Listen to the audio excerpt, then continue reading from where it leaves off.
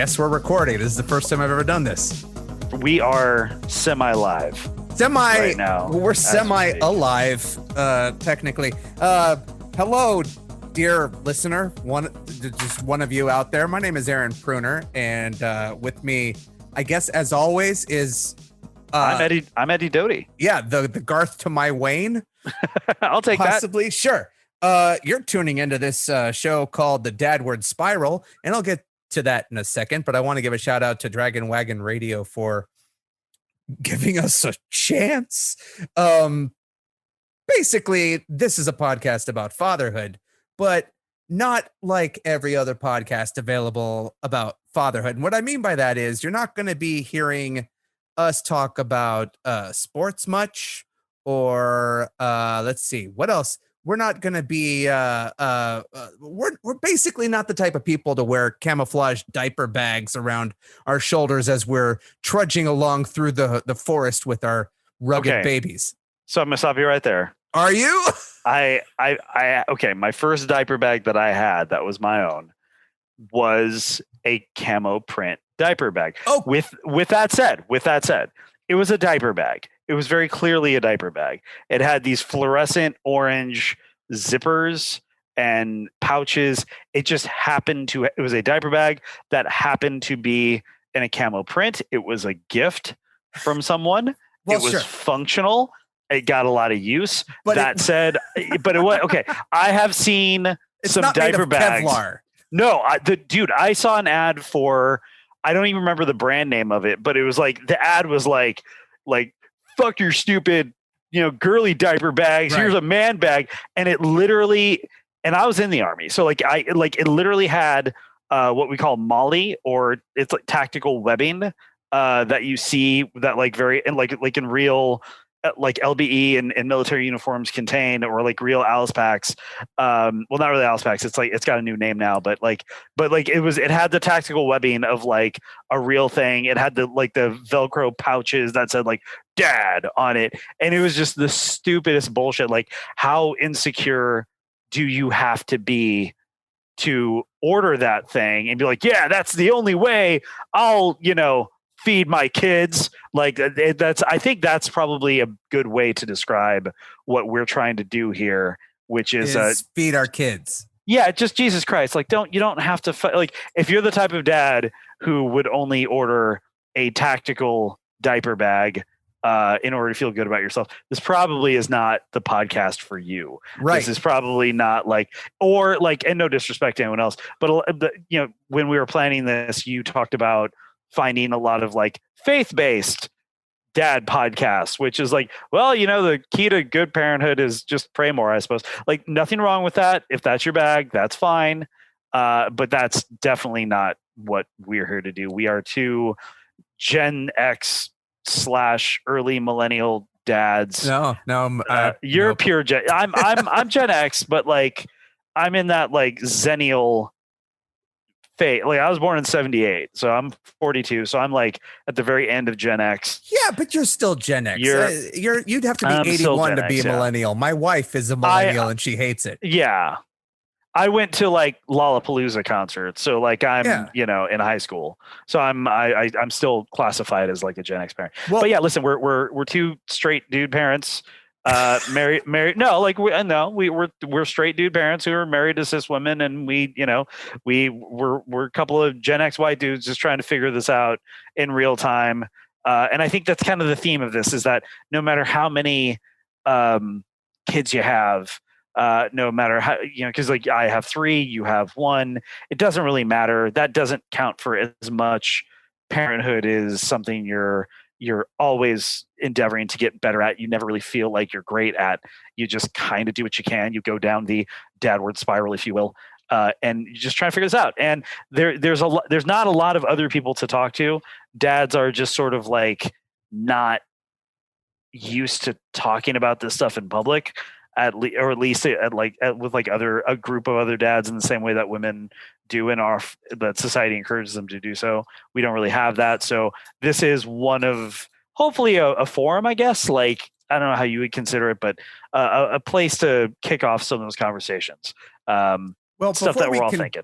continue, we should probably introduce ourselves and what we do and who we are. Yeah, go for it. My name is Aaron Pruner, and I'm sure some of you listening to this would know me from my previous podcast about television called Punch Drunk TV. And it used to be Past the Effing Remote at a website that Eddie also worked at called Geek Nation that no longer exists. Yeah, for good reason. I started off as an actor in this city, and I currently work as a freelance entertainment writer, which really makes living through a pandemic even more interesting because I have a toddler here and I can never watch TV. So writing about it is fun. But that's kind of the other thing before I hand this off to Eddie. The thing that my daughter just turned 2 years old, and I never thought I was going to be a dad, and I never really had a positive perspective of fathers. My father was never there, and my grandfather died in an accident. My great-grandfather was in the Holocaust. So it's this weird sort of feeling of being cursed or legacy issue of mine in that, well, I'm never going to be a dad just because I don't want to hand this off to a kid. And now that I am a dad, I am so aware of the way our culture perceives fathers and the extremely low expectations everyone has on dads. It's mirrored in TV shows and music and movies. And I hear it all the time. And I want to try to break that. I want to break the habit of just the general public applauding dads for showing up to do the bare minimum, because we need to do more than just that. And now that I am a dad, I'm very aware of everything I'm doing and could be doing better. So I was listening to different fatherhood podcasts, even looking around on the internet, just in general for parenting content.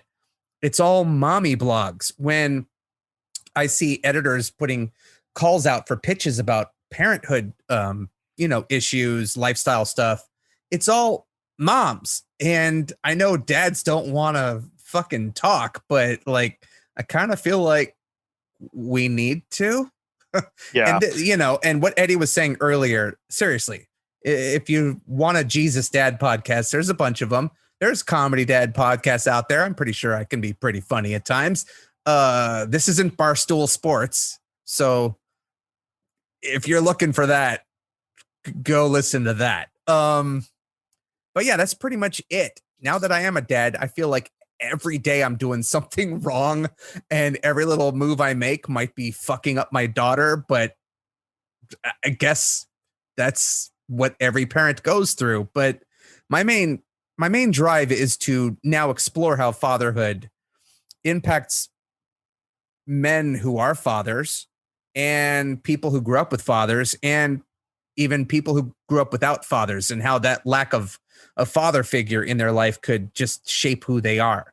Because I never had a father in my life. And so, or a grandfather or a great grandfather. So like doing this, I feel like it's a clean slate, and what better way to figure it out than having a conversation?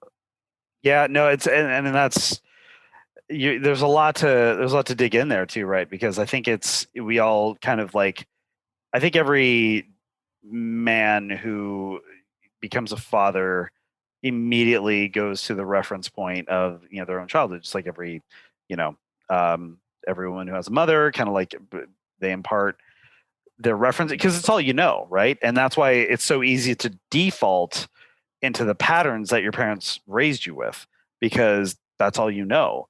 You don't have these conversations, certainly before parenting. Everybody theorizes like, well, when I become a dad, I'm not going to do this and I'm not going to do that. And sure enough, it's cliche because it's true. You find yourself doing some of those things. But I think the best dads are the ones who can hold on to what their parents did right and improve some of the things that their parents or that their dad didn't do right. And going back to introduce, my name's Eddie Doty. I work in TV and film and a lot of digital and live streaming. Currently, I work at Twitch. Podcasting wise, I used to be a cast member of a podcast called Down in Front, and then I used to host a documentality podcast over at Geek Nation. So one of these episodes we'll go into that. We'll get into all that. But I've just been coming from unscripted and nonfiction and staying in that sort of genre my entire career, now doing a lot of live streaming stuff. a big part of the big through lines for all that is just having honest conversations and finding the value in that. And yeah, to your point, there's not a lot of just podcast by dads for dads that drop the pretense and just get right to the heart of the matter, which is like none of us know what the hell we're doing at any given time. The ones who think they know what they're doing all the time, those are the ones you actually have to watch out for, because kids are these little chaos marvels that will destroy your best laid plans. I have 3 children. My oldest son will turn 10 in January. My son, that was my son Grayson. My son Riker just turned 6, and my daughter Milena is 18 months. And I'm 42. My dad was older when he had me. I'm the youngest of 4 boys, but we all have a different mom or dad. So I have a brother who we have the same mom. I have 2 brothers. We have the same dad. My father passed away before I even met my wife. So he, never got to meet my grandkids or meet his grandkids, my kids. I never got to talk to him really about like, oh shit, I'm going to be a dad, therefore teach me, all the things, just going off of memory of the things that I thought he did really, really well and the things that he did not do well at all. Me and him had a much better relationship than him and his father. That was, and that's not entirely my story to tell, but needless to say, they were not close. And so there was, I give my father credit for doing a better job with me than his father had done with him. And I would even say doing a better job with me than he did with my brothers. Because I lucked out in a lot of ways. My brothers did not come out of that situation particularly well. So for me, it's like, okay, I could have had it a hell of a lot worse, but how do I, and you hear my daughter crying in the background. We're probably going to have that happen in every episode. That's going to be a staple of this, I think. How do I make enough improvements on what I've known without falling into those same traps? That's the question I still struggle with. I still, to this day, find myself displaying, elements of my father's temper that I never thought I even had. And so now it's like, how do I become so self-aware to the point where I can mitigate some of that stuff early and not develop it into habit? Those are the challenges. And there's like, you're not gonna hear that in a lot of other dad podcasts. It's more about like, what's the best, fishing trip to take with your son? Screw that. I just want to make sure that like in this crazy pandemic time that we have, how can we do like, how can we be most effective and how can we be honest with ourselves and not, fuck things up too bad. That's kind of all I'm going for. Cause I think as long as you care, as long as you give a shit, you're doing better than many. But at the same time, to your point earlier, so little is expected of us. It's like, I want to be part of a generation that like helps redefine what being a father is. That's at least my hope for this whole thing.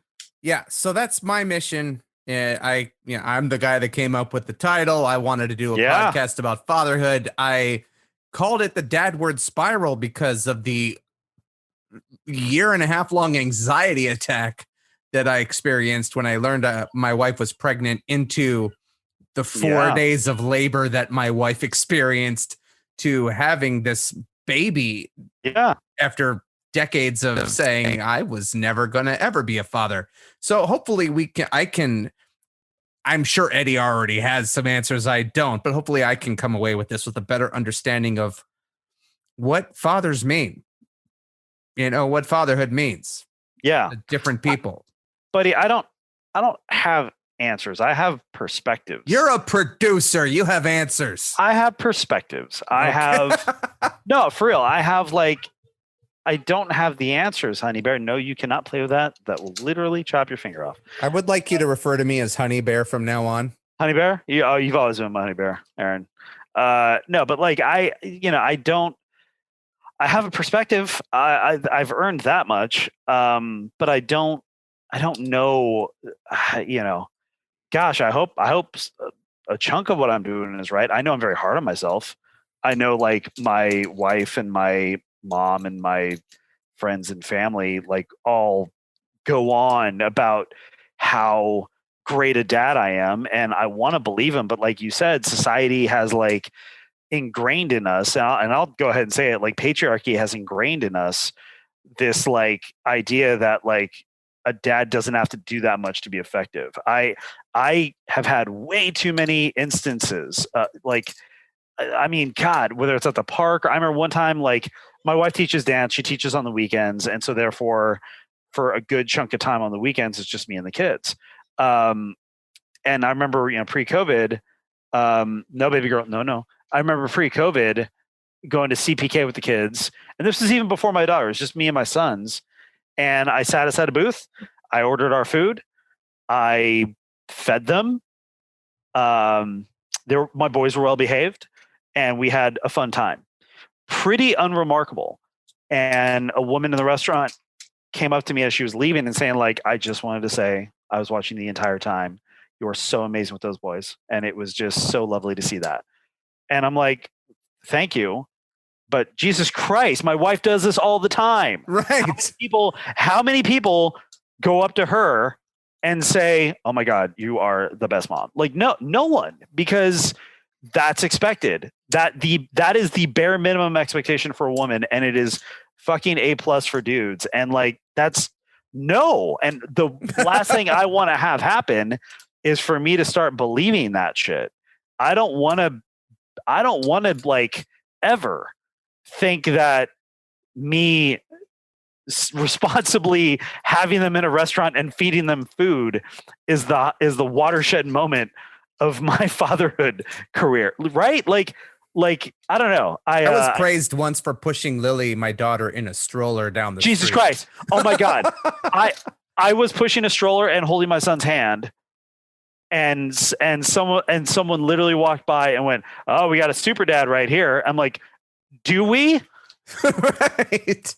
Where? Yeah. Who is the super dad? Because it ain't me. It's profound to me because I know what my life is here. I know what my experience is here. But then I before COVID happened, I went to a friend's birthday and I met a guy who has, I guess, 2 kids. And he mentioned, oh, that's what the wife does with regards to feeding the kid, putting clothes on the kid, changing the diapers. And I'm like, what? Because I was talking about how I, put my daughter down for a nap. I change her diapers. I put on, and he's like, oh yeah, no, I don't do any of that. And I'm like, what do you do? Ridiculous. It blows my mind, but apparently that is a very common thing. I guess it's expected. And that's what I also want to get down to the bottom of, is that these popular expectations and tropes that are handed down to the point where like dads still don't show up because they're not expected to. So they don't think they think they're doing what they have to do. And in some situations they are, when they have a job and the wife doesn't. And so they're off a lot at work or whatever, but not right now. At least for me. That's the other thing, is that like, especially now, and it sucks because like I work a pretty, I don't want to say intense, but like a job that is, got a lot of responsibility to it. And I'm in a lot of meetings on, with people on both coasts. But then in that, I got to figure out time to do my writing and, to do the reports I write and stuff.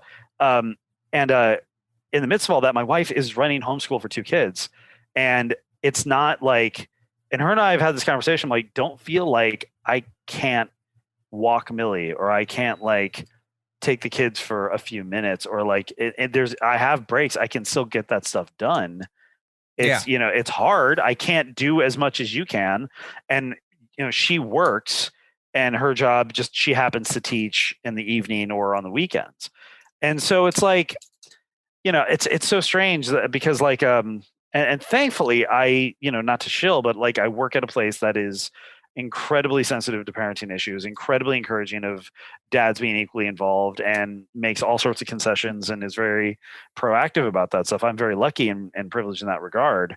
Because I think of a lot of families that don't have that, but it's just, it's tough that when COVID hit, we just defaulted to this thing. Well, daddy's going to work and mommy's going to be with the kids. And like, I really resented that. I really resented that. Like it was just that society was structured in a way to where when a disaster hits, those are the roles we fall into. Yeah. That's like society has deemed that my job is worth X amount of dollars and that her job is worth X amount of dollars. And therefore, if one of our jobs has to sacrifice or have reduced hours, it's going to be hers. Like, I hate that. I hate that shit. I hate that it's worked out that way. That's a larger discussion, but I think it's very telling of the dads who are aware of that and resent it, even as they're active participants in it, versus the dads who don't even fucking think about it. Yeah. So if you're the other dad, actually, no, if you are the other type of dad, you need to listen to this podcast because you got some growth to do, son. You got some learning to do. So I don't know if Jake and I or if Aaron and I are the two people to help you learn it, but somebody's got to. So I'm not a teacher, but here's hoping I will impart some sort of wisdom. I want to wrap up our episode 0, our inauguration into your ear holes, dear listenership. And before we go, I should probably point out that Eddie and I are kind of nerdy. I met Eddie at San Diego Comic-Con in 2003. Yeah, 4. Was it 4? 2004? I met well. and he was initially introduced to me as like basically a nerdy karate kid. Because he knew martial arts and was more nerdy than me. That was my first ever Comic-Con. Look, I played a nerd on TV. I played a nerd on TV. That doesn't mean I'm that nerdy in real life. I don't know. Fair enough. Fair enough. You watch anime stuff I've never even heard of. I don't play. I don't watch. No. I watched. I've watched. Listen, I watched like the classic anime stuff when it was like when it had the unfortunate more than me. Fair. I'm talking like Akira and like Robotech and like a little bit of Bubblegum and Appleseed, but nothing like I don't watch the modern stuff. I don't watch like Ruby or like my point is that we're probably going to talk about specific references in pop culture and entertainment over the years. Eddie and I also have a commonality with regards to the goth industrial scene in Los Angeles circa the 90s and early 2000s. So if you were wondering about the theme music of this podcast or the dramatic artwork that brought you here, possibly through iTunes, that may give you a little understanding of the brooding, dark goth kids that are hiding beneath our handsome veneers. Oh, yes. I actually have, this is how bad it is, Aaron. I have a goth workout Spotify playlist because I started working out. A bunch of sideways dancing. And no, I will list it off. Because I recently I used to be a somewhat competitive athlete, and then dad happened, and then and so I started hitting that. But like last year, I've really gotten back into shape. I've lost like 30 pounds. Yeah, you've been doing updates online. Yeah, I watch your workout videos while I like pop kettle corn in my mouth, laying on the couch watching TV. I will eat a peanut butter and jelly sandwich immediately afterwards, but like at least while I'm doing it, and it's like Blood Group and Front 242 and Susie and Shudder to Think and the Cult in My Life with the Serial Kill Cult. And how do you work out to Susie and the Banshees? Dude, no, it's actually like, okay, so like I do a lot of what's called like EMOM workouts, which is like every minute on the minute, which is like, or like Tabata stuff, which is like intense work, rest. And so when Cities and Dust comes on, that's like a good that's like a good like mid workout like catch your breath kind of thing. And then like Cut Out Your Tongue by Blood Group will come on, and then it's like, let's start swinging this fucking kettlebell because I get rid of this cholesterol. Like it's that's no honey, you are not having another fig bar. I want another fig bar. She's not reasonable right now. But like no, it's like you need to mix it up. You need to exile calories to the eternal pit of despair. And what better way to do it than with goth music? Exercise. That was great. Thank you. Thank you. The eternal pit of despair. Yeah. And you know how you get to the eternal pit of despair? How? Via the dadward spiral. That's right. Where do you think it leads?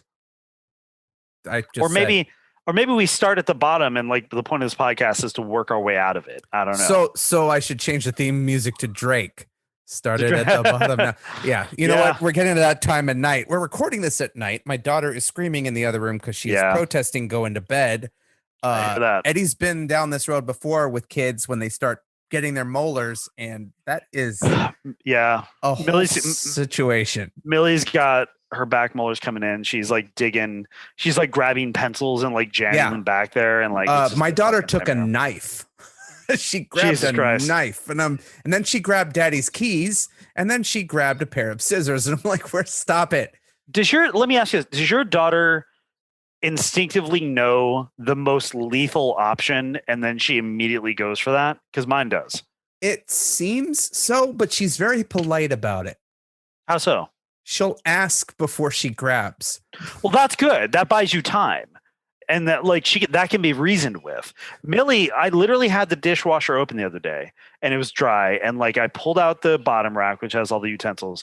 She literally stopped, looked at it for about 4 seconds, and it was kind of a standoff, right? And so I don't know what she's gonna do. I don't want to yell at her if she hasn't like reached for anything yet. She immediately goes for my chef's knife. Just immediately, like in one motion, she grabs it, yanks it out. She has a 7-inch chef's knife in her hand, and I'm like, fucking hell. And then like she's like a cobra. I have to like slowly approach, and I have to defang the snake, as we say in Filipino fighting.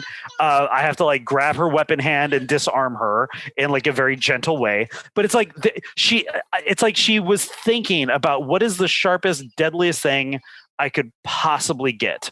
And she went for it and she got it. And it's nuts. Yeah, I don't have that problem.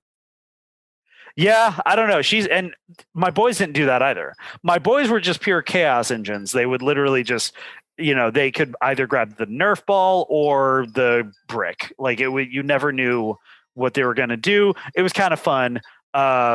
She always goes for the deadliest option. I don't know how I would react to any of that. And I wouldn't have minded it so much if that was my first kid, but she's my last, and I'm 42, man. I don't got the energy for that shit. Dude, I'm 44 and my wife keeps saying she wants another, and I'm like, not during the pandemic. That's a whole other conversation, is like having kids at like, because like women justifiably like are very sensitive to when like they're done having kids, but with guys we're just expected like and part of it is like age discrepancies, but like men, like we're at a certain age we should just have enough sense to like, no, I won't be able to handle like the 2 a.m. feedings. I can't do that anymore. Like this last one kicked my ass really good. Baby girl, no, we talked about this. I'm so sorry. I'll listen next time. Sorry, every time you say it, I'm going to do it. Fair enough. I gotta say, Eddie, you talk a lot, which is good. But also, I was trying to end this conversation because you got your hands full still. No, don't be sorry to me. Are you kidding me? I'm exhausted with 1 kid. You have 3. I don't understand how you're working a full-time job at home and also with all this stuff and are still, wide-eyed and energetic talking to me. I have really good ADHD meds that make me very wakeful. That's what it is. What it is with me and doing podcasts with people with ADHD. You're all you're fast talkers and idea machines. Yeah, don't get me wrong. At 11 o'clock, I will be comatose. But I'll be up because I have bad anxiety problems. But that's good to know. I have my share. I just, the way I'm on modafinil. So when I pop that sucker at like 7 a.m., I'm good. And then it just stops. And then my body just stops. So it's yeah. At least that's my experience with it. Modafinil. It's actually it's a drug originally designed for narcoleptics to make sure that their brains didn't just stop working due to falling asleep. But they found it had really good comorbidity with adult ADHD people who didn't want to who didn't want to go on like Adderall or Ritalin, because those are essentially amphetamines. And like, if you didn't want to go on Adderall or Ritalin as an adult, one of the things they have you on is modafinil, because it is a controlled substance, but not to the same degree, not in the same category as Adderall.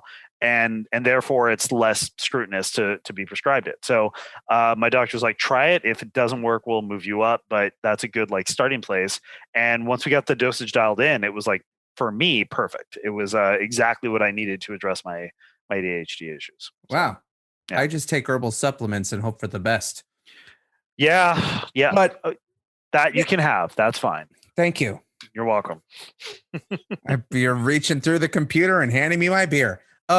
So I am officially going to signal to wrapping up this episode, because originally this was only supposed to be 15 minutes. And now how long did we go? I don't know. This is like 40 something, whatever. It's all good. We have important things to discuss and no one to talk to. Well, you're in Zoom meetings all day. I am at the point right now in my life where I reference the toilet as the potty.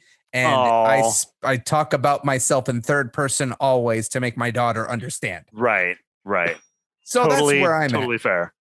But yeah, Eddie, I want to thank you for going with me on this journey. I'm very pleased to be here. Truly. And for future episodes, we're going to have guests. So yes, for any of you people who may get tired of just hearing our voices, we're planning on having some people you may know of. Much sexier people than us. Yes, much sexier people. I mean, I'm not that difficult to look at. I don't want to toot my own horn or anything. I'm easy on the eyes. I'm just not like a snack or anything. I watch you work out on Instagram. Or is it Facebook? Probably both. I'm bad at without both, a shirt on, man. Well, but again, I'm trying to normalize. Yeah. Like I'm trying to normalize. Like, hey, you don't have to have a fucking six pack because I used to have like really good abs, and then I didn't. And then I used to love being without a shirt on. I used to live in Hawaii. I used to love walking around without a shirt, and like I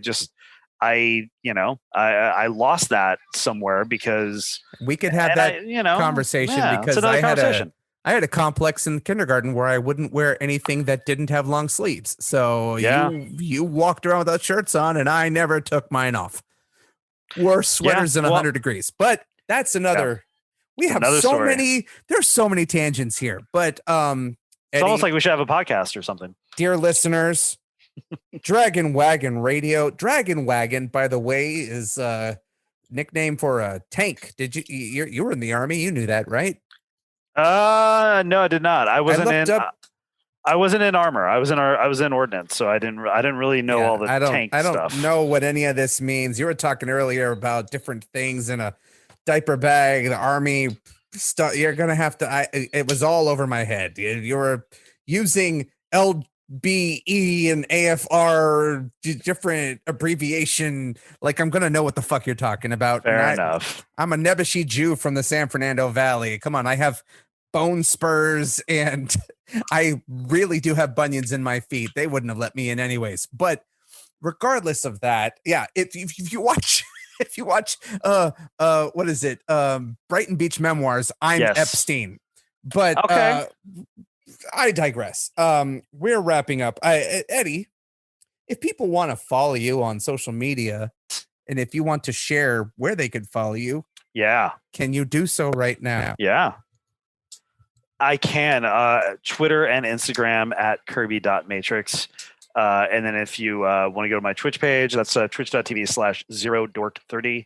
That is, I try to stream like once a month. I'm trying to wrap it up. Oh, and I DM I game master a role-playing game over at Q Times. So that's twitch.tv/Q Times, QUEUE times. I do that every Tuesday or so. Yeah. Because you're a nerd.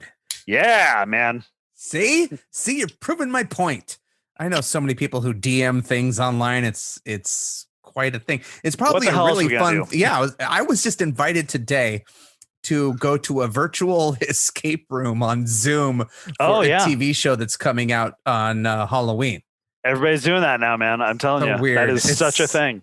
It's so weird. The next episode we're going to be recording, we're going to talk about Halloween and homeschooling stuff and all of that. So stick with us. I am, by the way, if you're curious where you can find me, I'm Aaron Flux on Twitter. And I believe I just changed my username on Facebook to Aaron W. Pruner, as well as on Instagram. I'm not on TikTok or Snapchat. No, I'm not on TikTok either. I don't Twitch. I do Twitch, probably in my sleep, but I don't Twitch on the internet. I could have been twitching throughout this entire conversation, but only Eddie would have been able to tell me. I don't know if you could tell I've had some alcohol and it's been a long ass day. It's a long day, man. It's been so long. Every episode we record is probably going to be after a really long day for both of us. But I want to thank you all for listening. Thank you to Dragon Wagon Radio for having us. And thank you to this brand new bed for supporting my aching back. Goodbye, Eddie. Goodbye, Aaron.